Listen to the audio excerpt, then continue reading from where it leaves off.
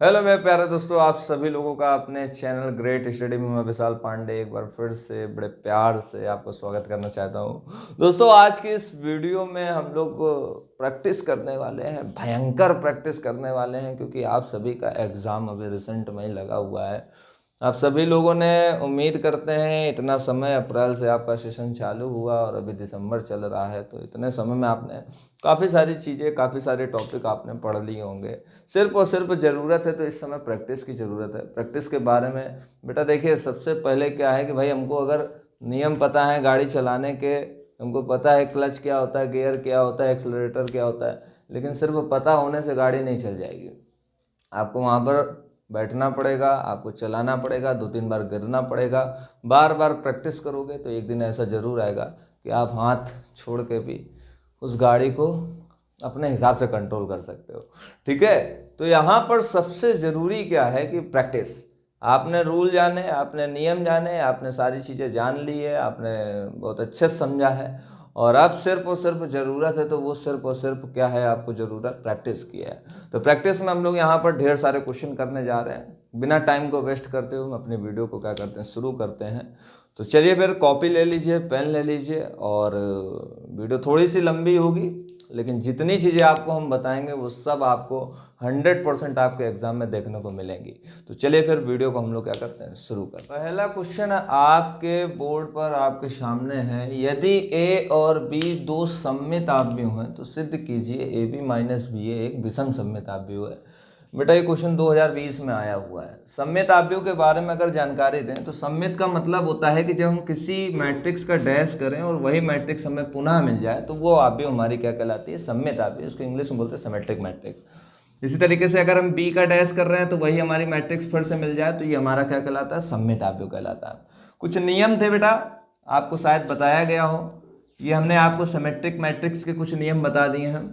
अगला जो आपको याद रखना है, देखिए कुछ नियम है, जैसे हम ए बी का इनवर्स करते हैं, जब इनवर्स भी आपने पढ़ा होगा तो ये बनता है बी इनवर्स ए इनवर्स, यानी इसमें बी पहले आ जाता है और ए बाद में आ जाता है। बिल्कुल सेम इसी तरीके से डैश में भी होता है। किसमें होता है, डैश में भी होता है कि अगर हम ए बी का क्या कर रहे हैं, डैश कर रहे हैं, तो ये हमारा बन जाएगा बी डैश ए डैश। तो आपको इस सवाल, इस प्रश्न को हल करने के लिए याद रखने हेतु जो बातें हैं वो क्या है, A dash is equal to A और B dash is equal to B. ये कब होता है, सिमेट्रिकल मैट्रिक्स। कह रहा है ना कि ए और बी कैसी सममित हो, यानी ए डैश बराबर किसके होगा, ए के, और बी डैश बराबर किसके होगा, बी के। दूसरी कंडीशन में कह रहा है, अच्छा विषम सममित का क्या केस होता है, तो जब किसी मैट्रिक्स का आप डैश करो, डैश का मतलब समझते हो ना सभी लोग, रो को किस में चेंज कर देते हैं, कॉलम में चेंज कर देते हैं, वही हमारा क्या होता है, डैश। इसी को बोलते हैं परिवर्त आव्यूह, ट्रांसपोज मैट्रिक्स बोलते हैं। अगर किसी मैट्रिक्स का डैश करा, वही मैट्रिक्स मिल रहा है लेकिन आगे क्या मिल रहा है, साइन माइनस का आ रहा है, तो ऐसी मैट्रिक्स को हम बोलते हैं विषम सममित आव्यूह, या फिर इंग्लिश में इसको सिमेट्रिक मैट्रिक्स बोलते हैं। इसी तरीके से बी डैश का करेंगे तो कितना आ जाएगा, माइनस का बी आ जाएगा। तो चलिए फिर आइए इस क्वेश्चन को हम लोग क्या करते हैं, सॉल्व करते हैं। बड़ा मजेदार है। कह रहा है, क्या कह रहा है कि सिद्ध करना है कि ये हमारा कैसा है, विषम सममित आव्यूह। विषम सममित में बस आगे क्या लग जाता है, माइनस। ठीक है, तो चलिए फिर करते हैं। तो विषम सममित का मतलब, जैसे यहां पर लिखा है ए बी माइनस बी ए, ठीक है, तो विषम सममित अगर सिद्ध करने को कह रहा है तो इसका डैश करो, और डैश करने पर अगर माइनस आ रहा है, कितना आ रहा है, ए बी माइनस बी ए आ रहा है, तो सिंपल सी बात है, ये हमारा कैसा हो जाएगा, विषम सममित। देखो यहाँ पर विषम सममित का केस क्या था, ए, तो यहाँ पर ए की जगह पर ये आ गया, डैश करा तो बस आगे क्या आना चाहिए, माइनस आना चाहिए। तो आप यहाँ से देख सकते हैं। तो अब यहाँ पर जरा देखते हैं, इसकी एलएचएस लेते हैं। क्या लेते हैं, एलएचएस लेने पर, तो यहाँ लिख ले रहे हैं एलएचएस लेने पर। तो एलएचएस बेटा हमारी क्या है, एलएचएस हमारी है ए बी माइनस बी ए का डैश। अभी मैंने आपको बताया, अभी कुछ नियम मैंने आपको बताए हैं, उन नियमों का भी यहाँ पर क्या होने वाला है, पालन होने वाला है। बेटा ये जो डैश है, ये जो डैश है, अगर बीच में प्लस और माइनस है तो अलग अलग लग जाता है, यानी क्या हो जाएगा, ए बी पर डैश माइनस बी ए पर क्या हो जाएगा, डैश हो जाएगा। और इस नियम से देखिए जरा, इस नियम से अगर हम देखें तो ए बी के डैश को हम क्या लिख सकते हैं, बी को पहले लिखेंगे बी डैश, ए को बाद में लिखेंगे ए डैश, माइनस अगर हम इससे देखें तो इसको हम क्या लिख सकते हैं, ए को पहले लिखेंगे ए डैश और बी को हम कहाँ लिखेंगे, बाद में लिखेंगे, तो कितना हो जाएगा, बी डैश हो जाएगा। तो यहाँ से अब इसको आगे यहाँ पर कंटिन्यू कर दे रहे हैं, तो बी डैश की जगह पर, चूंकि यहाँ पर हम क्या लिख सकते हैं, बी डैश की जगह पर बी लिख सकते हैं, तो ये हमारा बी आ गया। ए डैश की जगह पर क्या लिख सकते हैं, ए लिख सकते हैं, ये हमारा ए आ गया। ए डैश की जगह पर यहाँ पर क्या लिख सकते हैं, ए लिख सकते हैं, और बी डैश की जगह पर यहाँ पर क्या लिख सकते हैं, बी लिख सकते हैं। और अगर देखें तो अंदर से अगर हम माइनस कॉमन ले लें तो ये हमारा क्या बन जाएगा, ए बी माइनस बी ए। अंदर के सारे साइन क्या हो जाएंगे, चेंज हो जाएंगे। माइनस कॉमन लेने से जो प्लस की चीज़ है वो किसकी हो जाती है, माइनस की, और जो माइनस की चीज़ होती है वो किसकी हो जाती है, प्लस की। तो आपने माइनस यहाँ से क्या ले लिया, कॉमन ले लिया। अब आप देखिए जरा क्या हमारी आरएचएस बन के तैयार हो गई है। देखिए जरा, यही हमारी क्या थी, आरएचएस। तो जो हमसे कहा गया था वो हमने क्या कर दिया, सिद्ध कर दिया। बस हमने कुछ रिजल्ट्स का यहाँ पर क्या करा है, प्रयोग किया है। तो इन रिजल्ट्स को आप सभी लोग क्या कर लें, याद कर लें कि ए डैश इज इक्वल टू क्या है, ए। ये कब होता है, जब सममित कह रहा है ए बी दो कैसे हैं, सममित आप भी हुए हैं। तो बेटा इस तरीके से आप कर सकते हैं। 2020 में आया हुआ क्वेश्चन है, इससे पहले नहीं पूछा गया है, अभी 2020 में ही आया है। तो लग रहा है कि ये आपके एग्जाम में आ सकता है। अगर मान लो ये नहीं आता है तो फिलहाल सिमेट्रिक और इसको सिमेट्रिक से कोई क्वेश्चन फंस सकता है। तो चलिए फिर इसको नोट कर लेते हैं और नेक्स्ट क्वेश्चन की ओर हम लोग बढ़ते हैं। आइए, अब आपके स्क्रीन पर दो क्वेश्चन और बेहतरीन से नजर आ रहे हैं, और आपको बता दें तो ये क्वेश्चन हमारा 2020 का प्रश्न है। ये 2020 के एग्जाम में आया हुआ है, और ये बेटा लगातार 17 से मैक्सिमम सेट पेपर में मैं देख रहा हूँ कि आपके सेट पेपर में मैंने देखा है कि आपको इस प्रश्न का दिया गया है 4 नंबर के आसपास का आता है। तो देखिए जरा, समझते हैं जरा यहाँ पर क्या है। कह रहा है कि यदि a बराबर cos alpha minus sine alpha cos alpha तथा a प्लस ए डैश बराबर आई हो तो अल्फा का क्या निकालना है, मान निकालना है।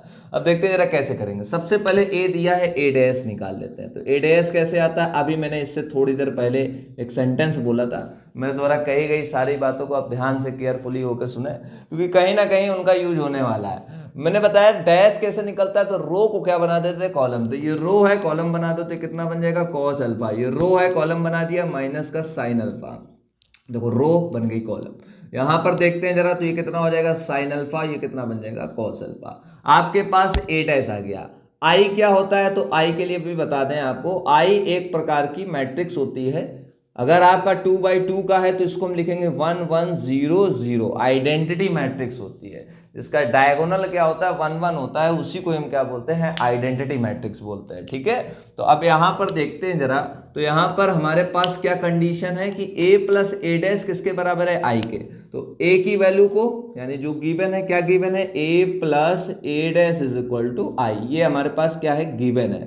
ठीक है, तो इसका हम क्या करने वाले हैं, इस्तेमाल करने वाले हैं। तो a की जगह पर a के मान को रखते हैं, तो a की जगह पर a के मान को रखते हैं तो कितना आ जाएगा, कॉस अल्फा। फिर बेटा क्या हो जाएगा, साइन अल्फा। फिर बेटा क्या हो जाएगा, माइनस साइन अल्फा। और फिर बेटा जल्दी से बताइए कितना हो जाएगा, cos alpha. Plus A dash है, तो ए डैश की जगह पर ए डैश का मान रख देते हैं, तो कॉस अल्फा। फिर आ गया साइन अल्फा, फिर आ गया माइनस साइन अल्फा, और फिर आ गया कॉस अल्फा। और बराबर कितना दिया है, आई। तो आई की जगह पर 1 0 0 1, ऐसे कुछ इस तरीके से मैट्रिक्स लिख देंगे। अब दो मैट्रिक्स को जोड़ा कैसे जाता है, तो बड़ा आसान है। देखो हम बता दे रहे हैं, अगर नहीं पता है तो कॉस अल्फा में कॉस अल्फा, साइन अल्फा में साइन अल्फा, साइन अल्फा में साइन अल्फा, कॉस अल्फा में कॉस अल्फा। तो कॉस अल्फा कितना हो गया, 2 कॉस अल्फा। वीडियो को बेटा ज़्यादा से ज़्यादा लोगों तक शेयर करें। माइनस साइन अल्फा कितना हो जाएगा, माइनस प्लस एक दूसरे को कैंसिल कर देते हैं। जैसे प्लस का 5 है और माइनस का 5 है तो बनेगा क्या, जाके रिजल्ट 0 बनेगा। साइन अल्फा ये भी कितना हो गया, 0। कॉस अल्फा कितना बन गया, 2 कॉस अल्फा। और बराबर कितना दिया है, 1 0 0 1। अब देखो जरा गुणांक आपस में क्या है इनके, सॉरी करस्पॉन्डिंग एलिमेंट्स आपस में क्या है, बराबर। देखो इसका संगत ये, इसका संगत ये, इसका संगत ये, इसका संगत ये। तो यहां से अगर देखा जाए तो 2 कॉस अल्फा किसके बराबर है, देखो जरा किसके बराबर है, 1 के बराबर है। तो यहां से कॉस अल्फा बराबर 1/2। तो बेटा कॉस अल्फा की वैल्यू 1/2 कितने का मान होता है, 60 का होता है कॉस में। तो अल्फा कितना आ गया, 60 डिग्री। अब हो सकता है कि आपको रेडियन में भी लिखा हो, तो पाई बाई कितना लिखा होगा, 3 लिखा होगा। ये जो हमारा एंगल होता है उसको मेजर करने के काफी सारे यूनिट्स होते हैं, एंगल भी होता है, सॉरी डिग्री। अगला जो क्वेश्चन हमारे सामने दिया है वो भी बड़ा मजेदार है। कह रहा है कि ए बी का होल इनवर्स सिद्ध करना है, बी इनवर्स ए इनवर्स। अभी हम कहीं कहीं कुछ क्वेश्चनों पे इसको डायरेक्ट रिजल्ट के तरीके यूज करते हैं, लेकिन यहाँ पर अब आपसे कह रहा है कि सिद्ध करो। जैसे आपसे कह दिया कभी किसी ने कि सिद्ध करो ए प्लस बी का होल स्क्वायर कितना होता है, A square plus B square plus 2ab। तो यहाँ पर अब आपको सिद्ध करना है। देखते हैं जरा, कुछ इसके लिए आपको नियम पता होने चाहिए, कुछ मैट्रिक्स और डिटर्मिनेंट से रिलेटेड हैं कुछ नियम, ध्यान दीजिएगा। कि जैसे हमने लिखा a और a इनवर्स मल्टीप्लाई में a और a इनवर्स, तो याद रखिएगा इसका गुणा हमेशा कितना होता है, i होता है। a का a इनवर्स के साथ कितना होता है, i। b है, b इनवर्स कितना हो जाएगा, i हो जाएगा। c है, c इनवर्स कितना हो जाएगा, i हो जाएगा। अब कुछ मेरे द्वारा कहे गए सेंटेंसेस को आप दिमाग में बैठा लें कि i को आप महसूस करोगे। महसूस करने का मतलब कि जैसे कुछ चीजें होती हैं उनको सिर्फ हम महसूस करते हैं। हवा है महसूस करते हैं, कोई ध्वनि है तो उसको क्या करते हैं, महसूस करते हैं, दिख नहीं सकती हैं। तो बिल्कुल उसी तरीके से यहाँ पर आपको कुछ चीजें महसूस करनी है, रियलिटी में आप उनको देख नहीं सकते हो कि आई जो है वो किसके तरीके, वन के तरीके है। तो अगर आप महसूस कर लिए आई वन के तरीके, तो यहाँ पर देखना, जरा समझना। हमने लिखा a इंटू में आई, तो अब बताओ a का मल्टीप्लाई वन में होगा तो कितना होगा, a आ जाएगा। तो ऐसे याद करने में आपको आसानी हो रही है। b मल्टीप्लाई आई कितना हो जाएगा, तो यहाँ से याद करने में क्या हो रही है, आपको आसानी हो रही है, कितना हो जाएगा, b हो जाएगा। अब हम देखते हैं जरा इस क्वेश्चन को कैसे सॉल्व करेंगे। सिद्ध करना है। देखो सबसे पहले क्या है कि हम यहाँ पर लिखेंगे, एक कॉन्सेप्ट लिखेंगे कि ए बी मल्टीप्लाई अगर हम ए बी के इनवर्स से करेंगे तो कितना आ जाएगा बेटा, बताओ जल्दी से, आई आ जाएगा। अभी देखो यहाँ पर दिखाया था मैंने, यहाँ पर पूरा ए बी है, कोई दिक्कत की बात नहीं है, ऐसे ब्रैकेट लगा लो। A B multiply A B inverse कितना हो जाएगा, आई। अब हम देख रहे हैं कि यहाँ पर पहले ए इनवर्स है, फिर क्या है, बी इनवर्स है। तो पहले हम ए इनवर्स रखेंगे, जैसे उर्दू में उधर से पढ़ा जाता है, बिल्कुल उसी तरीके से यहाँ पर भी पहले हम क्या लिखेंगे, ए इनवर्स लिखेंगे। तो ए इनवर्स से गुणा करने पर, ए इनवर्स से गुणा करने पर, ऐसे लिखना पड़ेगा, करने पर। तो आप लिख दीजिए। तो यहाँ से क्या हो जाएगा, ए इनवर्स, ठीक है, मल्टीप्लाई हो जाएगा, तो अंदर चला गया ए बी के, इधर क्या बन जाएगा, ए बी का होल इनवर्स। इसके साथ कोई छेड़छाड़ नहीं होने वाली है। इधर क्या हो जाएगा, ए इनवर्स इंटू में आई, बड़ा आसान है। ए का ए इनवर्स के साथ बेटा कितना हो जाएगा, आई मल्टीप्लाई कितना हो जाएगा, बी, अभी मैंने रिजल्ट बताए थे। यहाँ से क्या हो जाएगा, ए बी का होल इनवर्स, और यहाँ से कर दोगे तो ये कितना बन जाएगा, ए इनवर्स। इतना आ गया होगा समझ में, ठीक है। अब बताइए आई की वैल्यू कितनी होती है, वन। आई की वैल्यू कितनी होती है, वन। तो ये फिर फाइनली आपका क्या बना, बी, वन इंटू में बी, और यहाँ से क्या हो जाएगा, ए बी का होल इनवर्स बराबर ए इनवर्स। आपके पास ए इनवर्स आ गया, ठीक है, कुछ बनता नजर आ रहा है, ठीक है, खुश हो जाओ। अब इसी के साथ साथ अब देखते हैं बी इनवर्स भी चाहिए। तो बी इनवर्स का क्या करने पर, मल्टीप्लाई करने पर। तो यहाँ पर हम लिख नहीं रहे हैं, ठीक है। बी इनवर्स का जैसे ही मल्टीप्लाई होगा तो क्या बन जाएगा, बी इनवर्स बी, और ये आपका बन जाएगा ए बी का होल इनवर्स और बी इनवर्स, और बेटा क्या बन जाएगा, ए इनवर्स। तो बी इनवर्स बी कितना हो जाएगा, आई, यहां से देखिए आई हो जाएगा। यहां से ये क्या बन जाएगा, ए बी का होल इनवर्स और बी इनवर्स ए इनवर्स। और आई की वैल्यू कितनी है, वन है। तो यहां से अगर देखा जाए दोनों का मल्टीप्लाई होगा तो ए बी का होल इनवर्स बराबर बी इनवर्स ए इनवर्स। यही आपको क्या करना था, सिद्ध करना था। और लास्ट में आप लिख दीजिए हैंस प्रूव्ड, यानी इति सिद्धम। हमको जो चीज़ सिद्ध करनी थी वो हमने क्या है, सिद्ध कर दी है। और प्रैक्टिस आगे और भी कुछ क्वेश्चनों की हम लोग प्रैक्टिस करते हैं। अभी फिलहाल जो जो इम्पोर्टेंट है वो सब हम आपको बता रहे हैं। और कुल मिला के ज़्यादा वीडियो नहीं, कम ही वीडियो बनाएंगे, लेकिन जितनी वीडियो बनाएंगे कहीं ना कहीं से आपको उनसे बहुत अच्छा खासा फायदा होने वाला है। चलिए फिर आगे नेक्स्ट स्लाइड की ओर चलते हैं। थोड़ा सा एक चटपटा सा क्वेश्चन है, उसको देख लेते हैं। आता है, कहता है कि सुनिएगा प्रश्न कि एक अवयव है, उसमें अवयवों की संख्या कितनी है, 12 है। तो आपको ये बताना है कि उन अवयवों में ऑर्डर के कितने संभावित कोटियां हो सकती हैं, ठीक है। तो 12 है मान लो अवयवों की संख्या, तो संभावित कोटियां बतानी है। तो आपको ये देखना है कोटियों को हम किससे रिप्रेजेंट करते हैं, m बाई n से करते हैं, ठीक है। तो अब देखिएगा जरा समझिएगा, दो संख्या है जिनका मल्टीप्लाई करने पे 12 है, ऐसे आपको चुनाव करना है। तो 1/12 और फिर लिखेंगे 12/1, इन दोनों का मतलब अलग अलग है। फिर देखिए जरा 3/4 और फिर 4/3, ये आसान था तो पहले लिख दिया। फिर बताइए 6/2 और 2/6, और कुछ हो सकता है इसके अलावा, 6 दूनी 12, 12 एकम 12, 3 चौको 12, 4 तियो 12, ठीक है, सभी में। यानी ये इसकी क्या आ गई, संभावित कोटियां। तब तक आप 24 की निकालो। आगे हम लोग नेक्स्ट स्लाइड की ओर चलते हैं। अगला जो क्वेश्चन है वो देखिए, समझिएगा जरा, थोड़ा सा अटपटा है, वैसे ए इनवर्स के बारे में तो आपको पता ही होगा कि ए इनवर्स का फॉर्मूला होता है adjoint of A upon determinants of A. कुछ केसेस बताते हैं कि अगर determinant of A is equal to 0 है और नॉट इक्वल टू 0 है तो इसको बोलते हैं अव्युत्क्रमणी आव्यूह। क्या बोलते हैं? अव्युत्क्रमणी आव्यूह। ठीक है, ध्यान रखिएगा इसको। और इसको बोलते हैं व्युत्क्रमणी आव्यूह। व्युत्क्रमणी आव्यूह, सिंगुलर और नॉन सिंगुलर मैट्रिक्स। ठीक है, अव्युत्क्रमणी आव्यूह और व्युत्क्रमणी आव्यूह। थोड़ा उधर से कट गया बेटा, ध्यान दीजिएगा। कह रहा है ए इनवर्स ज्ञात करना है इसकी हेल्प से। अब की बार अलग है, पहले क्या करते थे? एडजॉइंट ऑफ ए निकालते थे। एडजॉइंट ऑफ ए का शॉर्टकट मेथड मैंने आपको बताया था, बड़ा आसान सा है।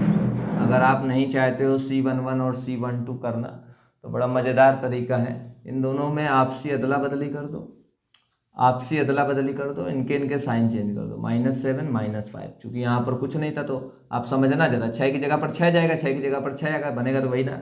अगर यहाँ 2 होता 3 होता तो 3 इधर जाता 2 इधर जाता। ठीक है, तब ये 3 2 हो जाता तो एडजॉइंट ऑफ ए आ जाता। और डिटर्मिनेंट ए तो सभी को पता ही, 6 4 36, 7 5 35, ऐसे डिटर्मिनेंट ऑफ ए आ जाता।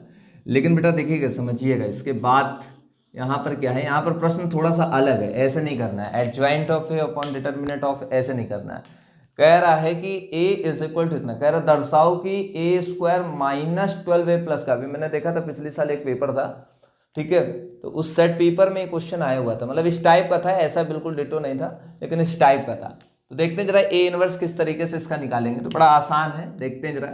ए स्क्वायर माइनस का कितना लिखा बेटा? ए स्क्वायर माइनस का 12a प्लस का आई। बड़ा मजेदार क्वेश्चन है, कुछ नहीं करना रहता है, ए इनवर्स निकालना है तो ए इनवर्स का दोनों पक्षों पर क्या कर देंगे? मल्टीप्लाई। तो यहाँ पर भी होगा तो A inverse A square -12a inverse A plus A inverse I is equal to क्या बन जाएगा? 0 बन जाएगा। ठीक है, तो यहाँ से अगर देखा जाए तो A inverse A -12a inverse A plus A inverse I is equal to क्या बन जाएगा? 0। अब देखते हैं जरा, एक एक काम करते हैं। तो ये हमारा आई हो गया, ये हमारा ए हो गया। -12 कैसे हो गया? अभी बताया था। यहाँ पर अगर देखा जाए तो ए इनवर्स ए, यानी सिंपल सी बात है 12 आई आ जाएगा। यहाँ पर आई किसके तरीके होता है? 1 के तरीके। तो यहाँ पर कितना आ जाएगा? ए इनवर्स आएगा, बराबर कितना हो जाएगा? 0। ए इनवर्स का 1 में मल्टीप्लाई होगा, कितना आएगा? ए इनवर्स। आई कितना होता है? 1। तो ए -12 आई प्लस ए इनवर्स बराबर 0। देखो ए इनवर्स सिंगल मिल गया। अब यहाँ से ए इनवर्स कितना बन जाएगा? तो इसको उधर ट्रांसफर कर दो, तो 12 आई और माइनस का कितना हो जाएगा? ए। तो ए इनवर्स बराबर 12 और आई की जगह पर 1 0 0 1 और माइनस ए की जगह पर कितना आ जाएगा? तो ए की वैल्यू देखो यहाँ से 6 7 5 6। अब इसको तो तुम सॉल्व कर सकते हो, 12 का मल्टीप्लाई कर लेना और उससे इसको क्या कर देना? माइनस कर देना। हम ही करें, ये आपके लिए हम आपके हवाले छोड़ दे रहे हैं, आप अपना करना। इसको 12 का मल्टीप्लाई कर देना और इससे उसको क्या कर देना? माइनस। वही आपका क्या आ जाएगा? A inverse. ये चेंज हो सकती है। कह रहा दर्शाइए की, दर्शाइएगा कि मतलब कि आपको सबसे पहले तो इसे करना है कि ये वैल्यू किसके बराबर है? 0 के। तो इसके लिए ए स्क्वायर निकालना और फिर माइनस का 12a प्लस का आई पुटअप करना और इज इक्वल टू क्या कर देना? 0। लेकिन ए इनवर्स निकालना थोड़ा सा क्या हो जाता है? कठिन हो जाता है। तो वो हमने आपको यहाँ पर क्या कर दिया? समझा दिया है। और थोड़ा सा और आगे बढ़ते हैं। अब हम लोग करते हैं कॉन्टिन्यूटी के कुछ क्वेश्चन, मजेदार क्वेश्चन। कॉन्टिन्यूटी का मज़ेदार क्वेश्चन सीधे आपके सामने पेश है और ये भी बेटा 2020 में आया हुआ है। अब आप सोच रहे होंगे कि हम 2020 के ही क्वेश्चन आज की क्लास में क्यों करा रहे हैं। बेटा देखिए, जो मेरा मन कहता है हम वही चीज़ें आपको कराते हैं। मन कह रहा है तो करा रहे हैं और यही अगर आ जाएगा तो अच्छी बात है। और बेटा आएगा, पक्का आएगा। F X is equal to कितना है? Mod x. मॉड एक्स के बारे में थोड़ा सा जानकारी देते हैं। एक ऐसा फंक्शन जो वी शेप का होता है। कैसा होता है? वी शेप का। वी शेप जानते हो ना सभी लोग। ये हमारा जो बन रहा है इसी को ही हम बोलते हैं मॉड एक्स। ये हमारी एक्स एक्सिस है, ये क्या है? वाई एक्सिस है। और ये फंक्शन जो है हमारा F X is equal to किसका है? मॉड एक्स का है। ठीक है, मॉड एक्स का मतलब ये रहता है कि अंदर आप कोई भी एक्स ले लो, पॉजिटिव ले लो, नेगेटिव ले लो, लेकिन वो बाहर जब आता है तो वो हमेशा पॉजिटिव ही रहता है। मॉड एक्स फंक्शन को हम कुछ इस तरीके से डिफाइन कर सकते हैं किसी पर्टिकुलर एक्स के लिए। यानी कोई हमारा फंक्शन एफ एक्स है और वो हमारा क्या है? मॉड एक्स है। तो उसको हम कुछ इस तरीके से डिफाइन कर सकते हैं कि वो हमारा -x होगा, क्या होगा -x होगा, और वो क्या होगा हमारा +x होगा। मॉड को हटा के -x होगा और वो क्या होगा +x होगा। लेकिन -x कब होगा, जब x लेस देन क्या होगा 0, और +x कब होगा, जब x greater than equal to 0। इसका मतलब क्या है, मैंने आपको बताया कि मॉड x ऑलवेज भी पॉजिटिव, यानी वो हमेशा कैसा रहेगा, पॉजिटिव ही रहेगा। लेकिन x तो वहां पर बदलता रहेगा, x कभी प्लस में आएगा, कभी माइनस में आएगा। तो इसमें पहला लिख दिया है कि वो जो हमारा मॉड x है वो -x हो जाएगा जब x 0 से छोटा। तो 0 से छोटा कोई भी मान ले लो, -2 ले लिया तो -2 रखो जरा यहाँ पर, तो माइनस माइनस क्या हो जाएगा प्लस, तो फिर वो प्लस का आया। और जब x 0 से बड़ा है तो सिंपल सी बात है, 0 से बड़ी सारी वैल्यू कैसी होती है, पॉजिटिव ही होती है। तो उनमें तो कोई आपको केस करना ही नहीं है। कह रहा है दिखाइए कि फलन f(x) बराबर मॉड x बराबर 0 पर कैसा है, सतत है। तो सबसे पहले हम लोग यहाँ पर निकालेंगे वैल्यू ऑफ द फंक्शन, तो वो हमारी क्या हो जाएगी f0। तो मॉड में कितना आ जाएगा 0, मॉड 0 कितना हो जाएगा 0 हो जाएगा। फिर हम निकालेंगे LHL, क्या निकालेंगे LHL। सतत का मतलब बहुत बच्चे नहीं जानते हैं, एक ऐसा फंक्शन जो किसी भी जगह पर ब्रेक ना हो, किसी भी जगह पर ब्रेक ना हो। और आप इसके डायग्राम को देख के जान सकते हो, पर्टिकुलर प्रत्येक एक्स पर कहीं पर भी ये ब्रेक नहीं हो रहा है, नॉन ब्रेकेबल है, ठीक है। और ना हमें इसको बनाने के लिए पेन 10 जगह पर या 2 जगह पर 3 जगह पर उठाना पड़ा है, यानी ये बिल्कुल सीधा सीधा बन गया है। तो ऐसे फंक्शन देख के ही पता चल रहा है कि कैसा है, कॉन्टिन्यूअस है। लेकिन यहाँ पर हम लोग देखते हैं LHL निकालते हैं। तो LHL कैसे आती है, मैंने बताया था, लिमिट h टेंस टू क्या लिखते हैं 0 और f 0 माइनस क्या लिखेंगे h। तो यहाँ पर LHL किस पे निकलेगी, तो जिस पे लेस देन होता है, L फॉर LHL और L फॉर लेस देन, ठीक है। तो इस पर निकालेंगे, तो माइनस और x की जगह पर बस क्या लिख देंगे 0 माइनस h, x की जगह पर 0 माइनस h लिख देंगे। तो यहाँ से अगर देखा जाए तो माइनस माइनस क्या आ जाएगा, प्लस का h आ जाएगा, और जब आप 0 पुट करोगे तो ये कितना आएगा 0। ये हमारी LHL आ गई। इसी तरीके से अगर हम देखें RHL, क्या देखें RHL, तो RHL हमारी क्या आ जाएगी, लिमिट h टेंस टू 0। अब की बार RHL में 0 प्लस h हो जाएगा। क्वांटिटी 0 पर चेक कर रहे हैं हम लोग, ठीक है, 0 को लेके चेक कर रहे हैं। तो 0 ये है, यहीं से ही चेक कर रहे हैं। तो यहाँ से क्या हो जाएगा 0 प्लस h, तो अब की बार इस पे रखेंगे, तो 0 प्लस h और फिर ये हमारा h, और जब आप लिमिट पुटअप करोगे तो कितना बन जाएगा 0 बन जाएगा। आपने देखा फंक्शन की वैल्यू ऑफ द फंक्शन, आपने देखा फंक्शन की लेफ्ट हैंड लिमिट, फंक्शन की राइट हैंड लिमिट, तीनों आपस में क्या आ गई हैं, इक्वल आ गई हैं। तो हम ये कह सकते हैं कि ये जो फंक्शन है हमारा f(x) मॉड x, वो x बराबर 0 पर कैसा है, कॉन्टिन्यू है। मॉड x कॉन्टिन्यूअसली फंक्शन है, कोई भी आप पर्टिकुलर x ले लो, कभी भी ये ब्रेकेबल नहीं होगा। आप कोई भी x लेके यहाँ पर पुटअप करना, घर में ही आप वर्क कर सकते हो, कोई भी पर्टिकुलर x ले लो, -2 ले लो, -3 ले लो, ऐसा नहीं कि सिर्फ 0 के लिए ही, किसी के लिए भी आप करोगे तो ये हमेशा कैसा आएगा, कॉन्टिन्यूअसली आएगा, ठीक है। चलिए नेक्स्ट क्वेश्चन की ओर चलते हैं। अगला क्वेश्चन आपके सामने है, कह रहा है इस पर भी हमें कॉन्टिन्यूटी चेक करनी है, सतत है कि असतत है, सतत है। तो ये बेटा हम बता दें आपको कब कब आया है, 2005, 2006, 2008, 2012, 2014, 2015, 2018, लगातार आ रहा है, 2-2 साल 3-3 साल के गैप के साथ। तो देखते हैं जरा, बड़ा मज़ेदार सवाल है। और जब हम इसको देख रहे थे तो ये कह रहा था कि यार मैं आ रहा हूँ, मैं आ रहा हूँ। तो देखते हैं आ रहा है कि नहीं आ रहा है।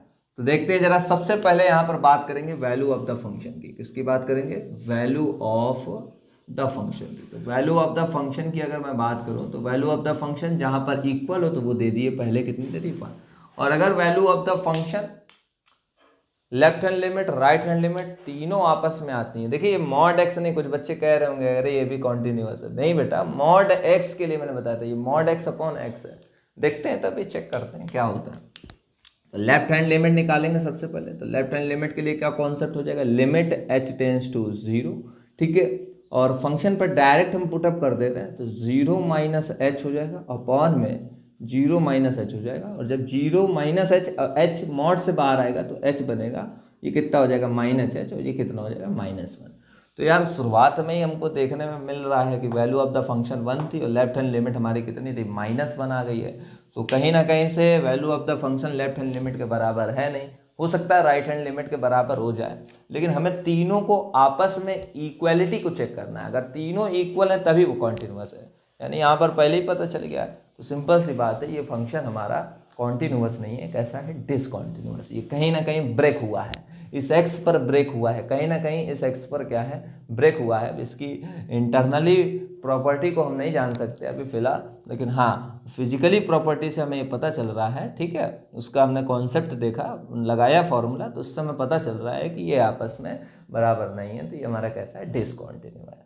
कभी कभार कुछ फंक्शन होते हैं डिफाइंड नहीं किए जाते हैं इस तरीके से, डायरेक्ट लिमिट देखेंगे, वैल्यू ऑफ द फंक्शन देखेंगे, एलएचएल और आरएचएल का कोई रोल ही नहीं रहता है, सीधे डायरेक्ट लिमिट निकाल लेंगे, ठीक है।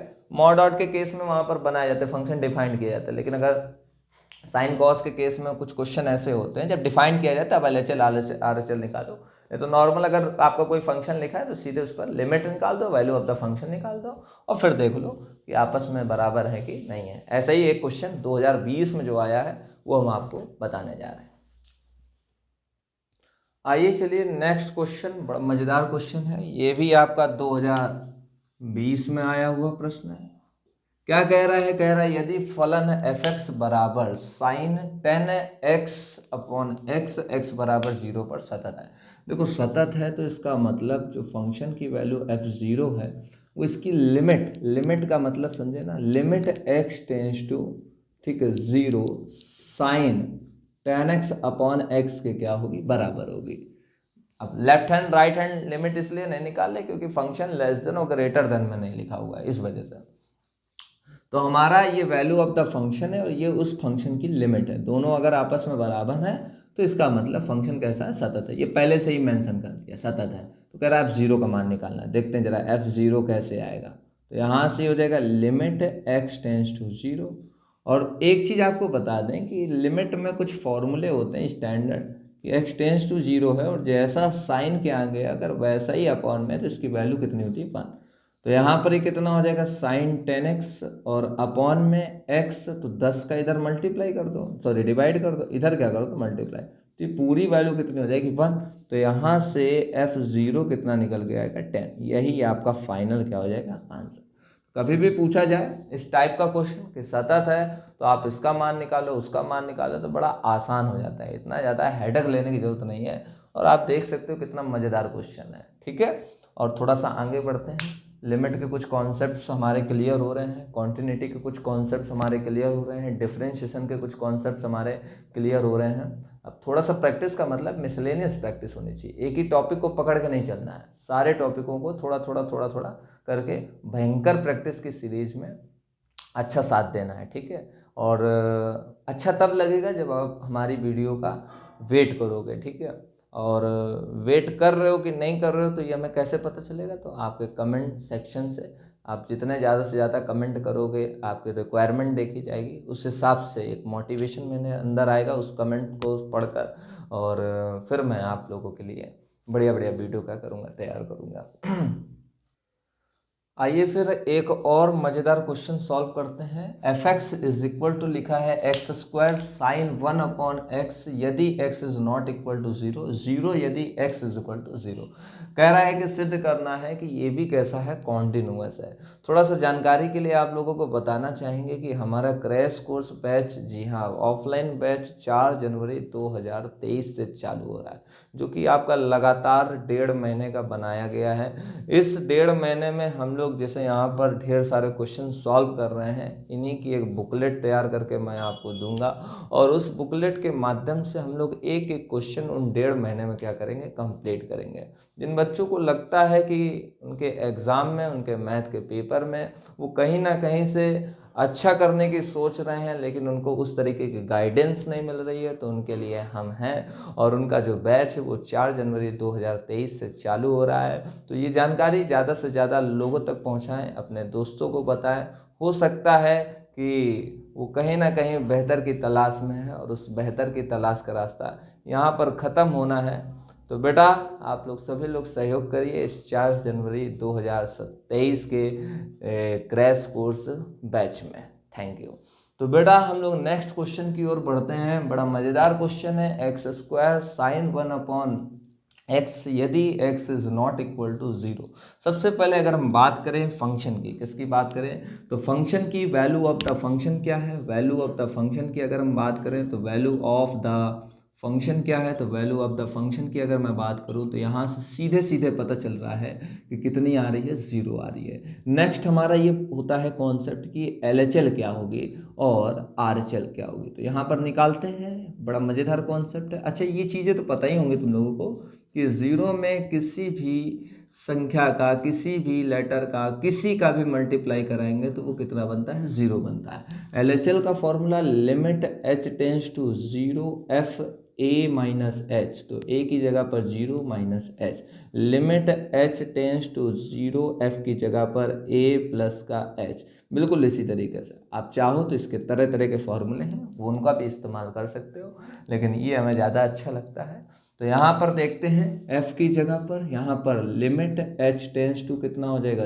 0, और यहाँ से x की जगह पर आ जाएगा 0 माइनस एच का होल स्क्वायर और साइन 1 अपॉन 0 माइनस एच।